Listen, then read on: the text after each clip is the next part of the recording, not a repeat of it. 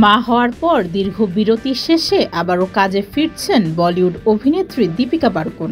মাতৃত্বকে প্রাধান্য দেওয়ায় অভিনয় থেকে নিজেকে সরিয়ে নিয়েছিলেন তিনি। তবে এবার সমস্ত জল্পনার অবসান ঘটিয়ে দীপিকা ফিরছেন তার ভক্তদের মাঝে। অ্যাটলি পরিচালিত AA22XA6 নামের একটি সিনেমাতে অভিনয় করতে চলেছেন দীপিকা।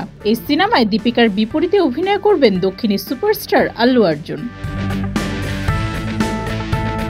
প্রায় 100 দিন ধরে চলবে এই সিনেমার শুটিং। নভেম্বর মাস থেকে এই সিনেমার কাজ শুরু হওয়ার কথা রয়েছে।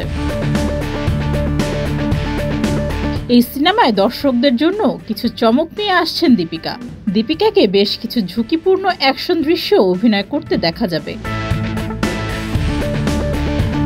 দীপিকা জানান, কাজের সময় নিয়ে পরিচালক অ্যাটলির সঙ্গে দীপিকার কোনো ধরনের সমস্যা হয়নি, কারণ মা হওয়ার পর দীপিকা শর্ত দিয়েছিলেন তিনি 8 ঘন্টার বেশি কাজ করতে পারবেন না। পরিচালক অ্যাটলি এই বিষয়ে সম্পূর্ণ সহযোগিতা করেছেন। ডেস্ক রিপোর্ট, যুগের চিন্তা।